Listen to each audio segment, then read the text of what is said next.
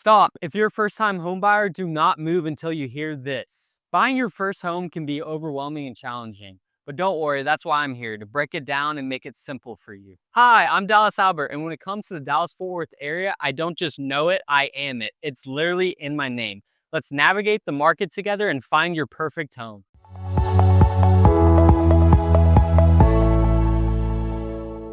Let's jump right into my home buyer guide that I've made for first-time home buyers. If you're a first-time home buyer or just anyone that is interested in buying a home, this is very important. This is the biggest financial decision that you will ever make in your life.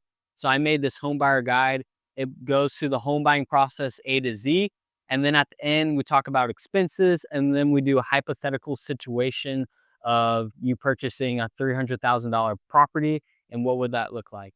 If you do want my home buyer guide, please drop a comment down below. Say house, and I would love to send it to you. I also would love to have a conversation with you if you are looking in the DFW area or any area in United States, because I do have realtor friends in other states. So I'd love to help you. Okay, what are we going to talk about today? We're going to talk about how we can qualify for a home loan, and also the home search and buying process as well. So super important. So first, qualifying for a home loan. What you have to do to get qualified for a home loan is there's a thing called pre-approval. You have to get pre-approved. What pre-approval shows you is it shows that the max amount that you will be able to borrow. I recommend that you look at 2 to 3 lenders max, so you can ask them questions about all the different loan options, and also what is the max amount that you can borrow. That is super important, but you cannot do anything until you get pre-approved. So you cannot look for homes or properties until you get pre-approved. So it's very important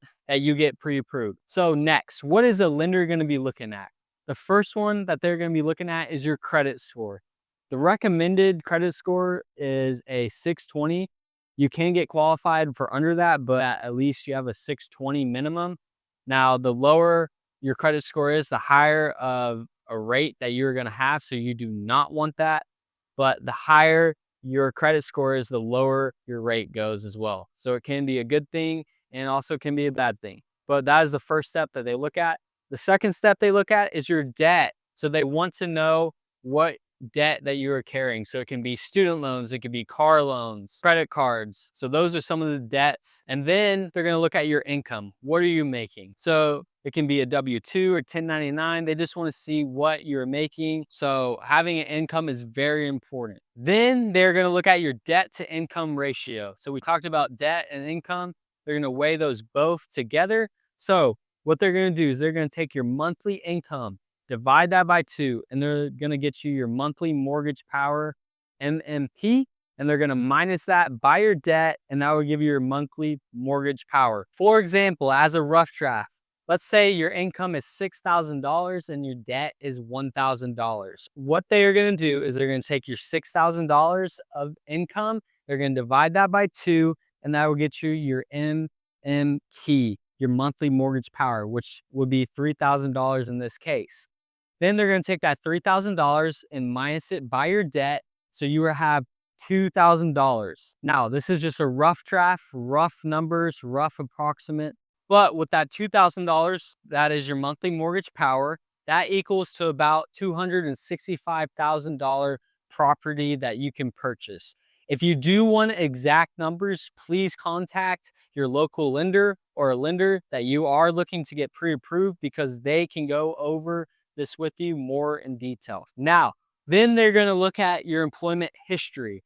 They're going to look at least 2 years of your work history or 2 years of your taxes if you are a 1099. Then with that, if your max amount for your loan is $400,000, you probably do not want to purchase a $400,000 property, because you also need to take in utilities. For example, electricity bill, water, your gym membership, your pet food, all those different type of other expenses on top of what your mortgage is going to be. So it's very important to make sure that you are budgeting for and not just shooting for a $400,000 loan if that is your max amount. Then we're going to get into the most exciting part. Once you are pre-approved and you're with a realtor and you know all the numbers that you need to know, this is when you get into the home buying process. So super exciting.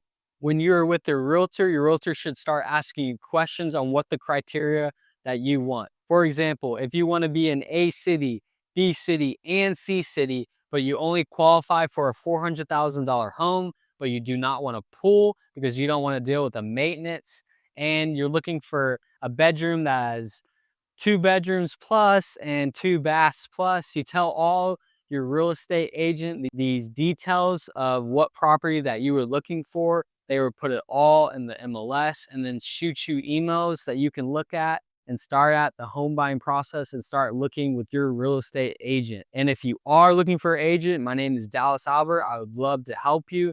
So please contact me or comment down below. I would love to get your information. Now, once you find your perfect home, and you know, and you've been through that property with your agent and you just feel like this is the home, now you start making offers. And this is where the fun, stressful part starts coming, because then you're going to make an offer on that property. And this is where all the negotiation starts to happen. But on a contract, I want to go over a few key details. So first is earnest money. Earnest money is about 1% of the purchase price. So on a $300,000 house, it would be $3,000. And I know that you're asking, what is earnest money? Earnest money, you as the buyer is showing to the seller that you are serious about purchasing this property. So you're going to give up 1% to show that you are serious about purchasing that property. Then you have option money. This is completely negotiable. But what it is typically option money or option period is 7 days. And what that allows you to do as the buyer is to back out if the home inspection does not go good. So you want to set a date for your home inspection within 7 days. And let's say the home inspection goes through and they're looking at all the electricity and water and they're saying everything's good, but the seller says that there is no termites that they know of. But the home inspection comes back and he says, well, there are actually termites in this property. You as the buyer do not probably want to purchase that property if there is termites, unless you do. But you have the right to back out of the contract with no penalty. The only thing, you will get all your earnest money back, but the only thing is you will not get your option money. Now, after you set a date and you do all that, and let's say the home inspection goes well, and then after the option period, after that 7 days, then you have the appraisal. So that money that you were borrowing from the bank, let's say in this example, they're gonna make sure they're gonna do appraisal of that home that you have to pay for. So basically what it is doing is making sure the value of that home is right. Then once you go through that and everything's looking good, then you start negotiating of closing costs, etc., etc., etc., that we were talking about in a little bit about all the expenses. Then you sign for the loan and get the keys, and the whole process is about 30 days, but it can be anywhere from 30 to 45 or longer, but typically is about 30 days to 45 days from start to finish of the contract and getting you your property. All right, so now we're gonna go over expenses, and as an example, we're gonna use a $300,000 property that you as a first-time home buyer are trying to purchase, okay? We are gonna use the FHA loan, which is a 3.5% down payment. There's different loans that you can, of course, go to, but in this example, we're gonna use the FHA loan. And first-time home buyers, they give a 3.5% down payment of the purchase price. So anyway, your first expense is going to be the down payment. EP is not Dr. Pepper, okay? It is down payment. So the down payment is going to be 3.5% of $300,000. So in this case, it is going to be $10,000 and $500. All you do is you do $300,000 times 0.035, and that'll give you $10,000 and 500 bones. And I'm talking about real bones. I'm talking about actual cash. Okay. Now, your second expense is going to be your earnest money. Typically, earnest money is going to be 1% of the purchase price. So 1% of $300,000 is 3,000 bones. And again, it's cash, not bones. So $3,000, okay? Now, the third expense is going to be option money. And what this is going to be between $50 and $500. And remember, option money is, it gives you as a buyer, it gives you as a buyer time to get out of the contract if you don't like the home inspection, or if there's anything. It just allows the buyer to get out of the contract. So, but you have to pay for this time, and typically it's about 7 days. So we are just going to say, for this example, it depends on the property, but we're going to say that option money is $400, okay?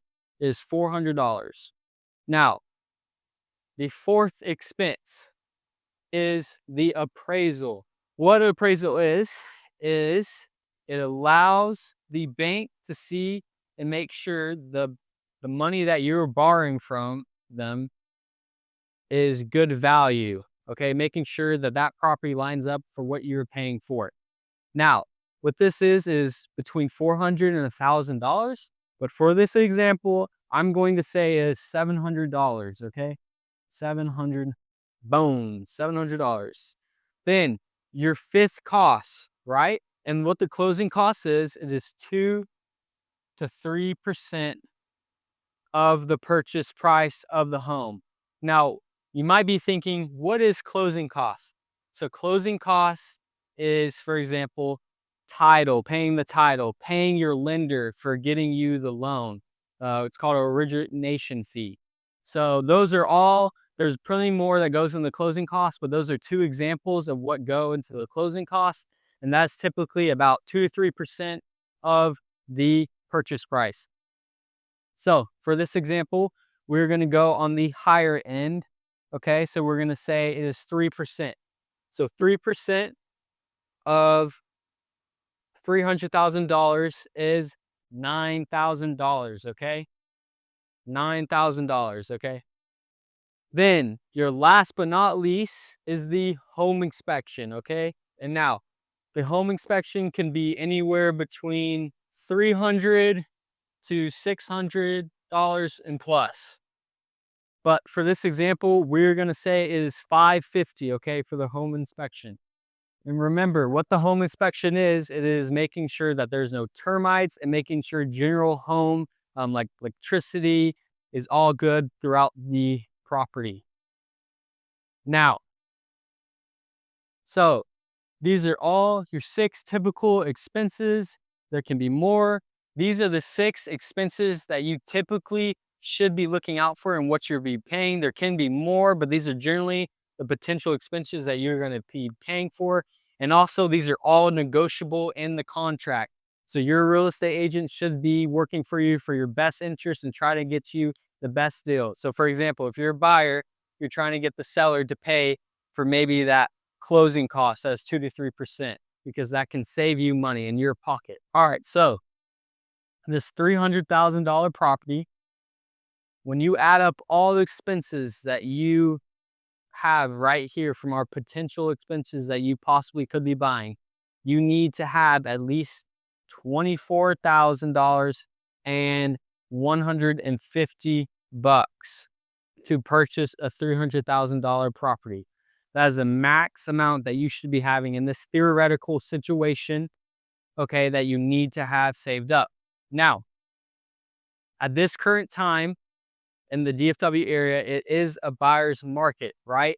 So what we're seeing is the seller's actually paying for this closing cost right here, this $9,000, right? This can save you $9,000. And what that means, let's say $9,000 minus $24,000 is $15,000 and $150 that you could be possibly paying if you do negotiate. And depends on the market. It can be a seller's or a buyer's market, but you could be paying $15,000 for a $300,000 property.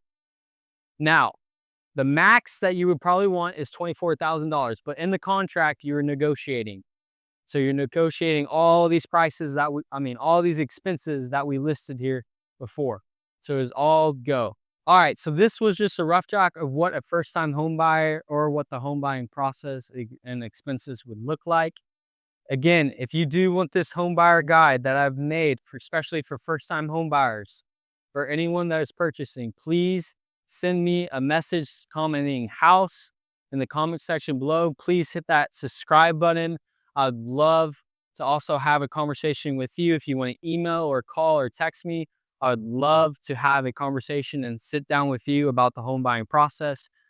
And just to give you guys a disclaimer, I am not a lender. I am not a financial advisor, and this is not exact numbers, but I did want to show you what a rough draft of what the approximate numbers that you might need to be having and what expenses that you might need to be paying out of pocket. So I hope this guide give you guys a little bit of an insight and makes you guys a little bit more knowledgeable about going into the home buying process.